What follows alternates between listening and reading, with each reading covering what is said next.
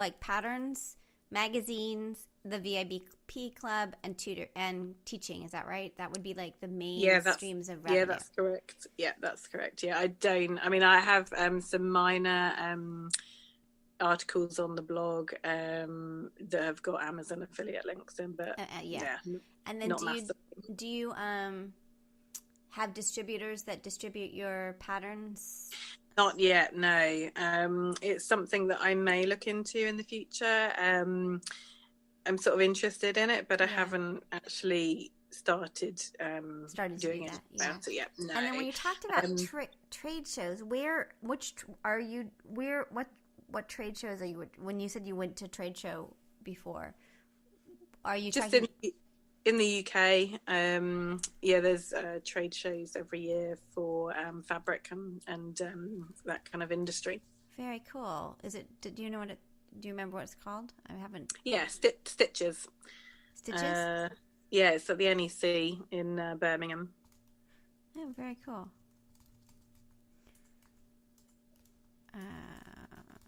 People get mad because I type, but sometimes you have to make notes. Okay. All right. So we'll talk a little bit about copyright in just a sec, but we already did. But I just have to tell you my very favorite ones.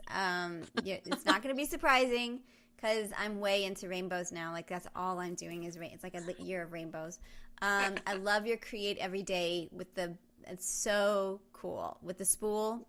I think that's amazing. I'm just looking at that one. That's why I was looking over there. I was just like, can I turn that around? Oh my gosh, there it is. All right. There it is. There it is. So cool. It's so cool, right? Oh, I love it. I love it. So are you foundation piecing I imagine you're foundation piecing the spool. Is that right? Yes. Yeah. So the spool is foundation pieced, and then the words are applique. Are what? Applique. Oh, applique. Applique. And what I thought was so cool about it is because we're a visual podcast. It's only audio. So it's really stupid. So like I'm really sorry, guys. So if you go to her website, you can see it's called Quilt Every Day, and it's a spool, and it's a rainbow spool. And then create every day is in cursive, but I would imagine the pattern includes that. It's like you actually no. So when I did the words, because I was kind of concerned about copyright. Here's an interesting. You were. Okay. I wasn't sure where I stood with having a font. You'd be as okay. a applique image. It read conflicting things online. Yeah. So what I decided would be really fun to do would actually be, instead of to include the pattern, like a template for the words, instead of doing that, I decided to show people how they could do their own. So they could choose any font from their computer. So in the instructions, it shows you how to turn a font into a template. That's great. Well, actually, that's kind of, that's the whole, teach a person to fish thing, right? So yeah. Right? Yes. Oh yeah, I was all like sort of biblical. It's good, right? Maybe that's not biblical. I don't know. Anyway, the fish thing. We had a fish analogy, which is good. My daughter I know I'm telling really dumb stories today, but my daughter fish in our house. So the person that checks in on the kids at school, like social worker or whatever, who checks in on the kids. And it's to she's not in middle school anymore, but when she was in middle school, all of his analogies was to fishing, and all the kids were like, we don't fish, we don't know what you're talking about. But he's like, well, when I go to fish, he's trying to help middle school kids, like, 11-year-olds understand what's wrong with them, and he keeps doing analogies to fishing. It was ridiculous. She would just come home and be like, I don't understand that, man. So now I'm doing He needs to start talking about apps, Exactly. Nobody fished, and the children did not fish. But I just did a fishing analogy. Okay, so I'm just rambling. We'll cut that out. Okay, or maybe not. So the other things I love about there was another one, the spool. I'm like way into the sewing ones that you do. The spool one, the create. It was in the magazine. Yeah. Yeah, that was really great too. That one. Yeah, just that one. Yeah. So it's got rainbow spools down, and then it's got words that you have, and then you filled in it with little bubbles. It's so awesome. There you go. So tell me about that one. Okay, so that one was designed for Quilt Now. So that one was in Quilt Now last August, I think, and yeah, I'd wanted to do a spool design and with the multiple stripes in, so I could get all of the rainbow in there. And so I was just playing around on the sketchbook and decided I wanted them to be kind of like tumbling, hence the name Tumbling Spools. So that was where that column came from. And then decided to put the words on, and then it was a case of deciding how to do the words. Right. They could be appliqued, you know. Right. Applique. How do you guys say it? Yeah, applique. Yeah. How do you say it? They could be. I call it applique, but applique. So they could be appliqued on. But I decided to quilt the outline of the words with like a triple stitch. So that's just done with the walking foot with a triple stitch selected on the machine. And then once those were on there, then I just filled it in with bubble. It's so cool. Building. Yeah, it's really cool. I love it. I do love that one. Yeah. It's just great. It was interesting because the way that I do that, and I do it the same on any kind of words that I do like that. What I do is I actually trace the word onto stitch and tear. You could draw it if you wanted to freehand it as well, and then pin that on, and I actually stitch on the front on top of the stitch and tear, and then tear that off. Now I think stitch and tear is meant to be used on the back of projects, right, to stabilize it. Yeah. But that's how I like to use it, because that way I don't have to put any pen onto the fabric, so I don't have to trace into the fabric. And that particular project was on black fabric, so it wouldn't have shown up well anyway. Interesting. And I could have used chalk, but just chose to do it that way. And it's so funny because I was just talking to a company, Sulky, yesterday about their different stabilizers for embroidery. And so what you're saying is you're using kind of a stabilizer on the front. It's just like a stitch and tear, and then you tear it away when you've finished stitching. Okay, cool, awesome. Yeah. And then that pattern was in a magazine. So were the letters again in the magazine, or sort of how did you? They were. Huh? Yeah, they were. They were? They were. All right, so tell us about that. Those are, because they're big letters, right? Yeah. Yeah, they just did them as a template, so yeah. That's amazing. And then now are you making it into a pattern that can be purchased? I haven't yet. I did think that I might, but I haven't yet. So. Do you think so? Yes, you have to. I'll pre-order one. Yeah, it's great. Okay, so I want to ask you another question. On your VIP club, is it mostly, is it, I think actually I can see, right? I can see what you did for previous. Yeah, so if you scroll down to the bottom, yeah. Right. So it is all quilting, because I guess not. There's a storage bin. So you do other things, like, tell me about the stuff you do that's not quilting, that is either it's got quilting incorporated in it, but it's like more than just a flat blanket. Yeah. So one of the things that I wanted to do was, especially when we were monthly, is I wanted to go alternating between smaller projects and big projects, so it wasn't so unobtainable for people to actually make the items. Some people feel like making a quilt every month would be too much to do.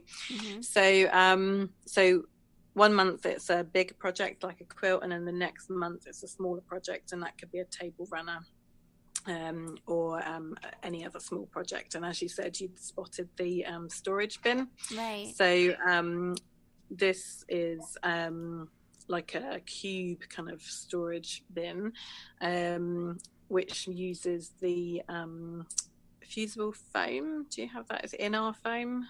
I don't know. Over there. It's a really good project. I just don't know everything. Yeah, kind of don't. It's a really good product because it holds its shape, so it stands up really well, and it quilts beautifully as well. So it looks really fun because it's so thick. The quilting really pops. And what is it called? Fusible foam? Is that what you called it? Foam. It's called. I think the brand is In Our Foam. In Our Form. I think. In Our Foam. In Our Form. So in IN and then R, just the letter R, and then form, I think, FORM. Yeah, you can get it at Amazon. Double-sided fusible foam. in our foam. Yeah, you wouldn't unique. want double-sided for what we're doing. You just want single-sided, but yeah. You want single-sided, not double-sided. Yeah. Okay, cool. Yeah. Yeah, in our foam. You can get it at Unique Sew In Foam Stabilizer. There you go. Right, there we go. Okay, that's super interesting. So it's foam that you can sew and quilt on? Yeah. How interesting. Yeah. Okay. People use it for bags as well, I think. So, Got it. yeah. Okay. So you do other things. It's really cute. It's like it's got the thimble thing on the front too. And just so people are listening, you do a lot more than thimble-y things. I just got really into your thimble stuff. So don't be like, well, I'm not that into thimbles. Yeah. So you have a lot more than just thimbles. Like it's like you'll be like a pattern designer. All I do is thimbles. Yeah, no, there's a definite mix of different things. There really is. Yeah. There's a lot of other stuff. There's a really cool one too that I like, the table runner, the gifts galore. I thought that was really cute. With the packages in a I think that would be so great for, you have it in holiday fabric, but you could see it for various things, even birthday. Yeah, so I've made one up for birthdays actually. So there's I did one in the Christmas fabric and one for our birthdays too. That's very cool. All right, this is all very cool. You sent a package as well, which I have not gotten. So what I thought we'd do is chat once the package comes and do a part 2. Okay. Does that sound like a good plan? Let me see. Let me look at my list. No, I think we got to all of it. That's really great. Well, I'm so psyched. Once the package comes, I'll let you know, and then we'll just schedule a time. And if the time works for you, if not, just suggest a time. I just haven't gotten we're on summer now, and I haven't admitted that we are on summer yet, so I haven't sort of put the summer hours yet. So this is so great. I really, I think it's really cool. Now, do you sell mostly in the UK, or do you have sales in the US? So it's mostly the UK. I've got 2 subscribers from the US on the VIP club. Quite a few of the PDF sales go to the US. Right. So that's the other question is the PDF sales. Tell me a little bit. I knew there was one more question. Tell me a little bit more about the PDF sales.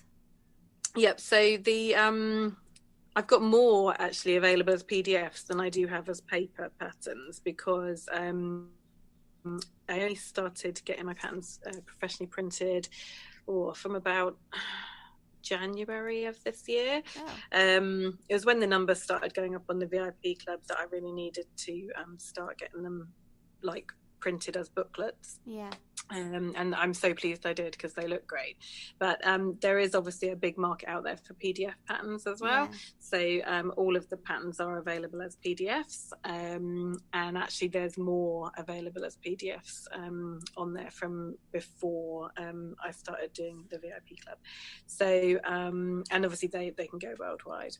Yeah, and then because that's easy. And do you sell on Etsy or any other spaces? Yeah, I do have a shop on Etsy, but it's not something that I normally promote through my website, because I don't know if you're familiar with the EU VAT laws. Yeah, a little bit. Yeah, tell us a little bit about that.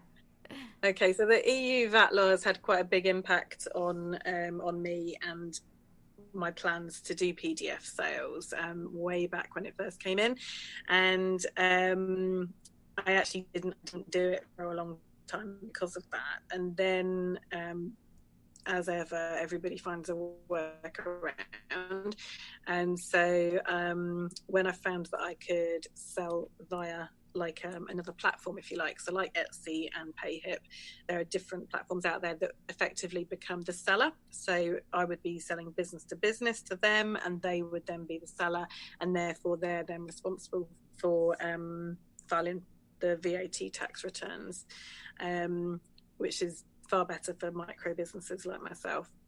And so yeah, so the reason that it's better for my customers to buy from my website, Yeah. certainly for European and UK people, is that the PayHip, because PayHip is based in the UK, if you are based in the UK and you buy from my website, you pay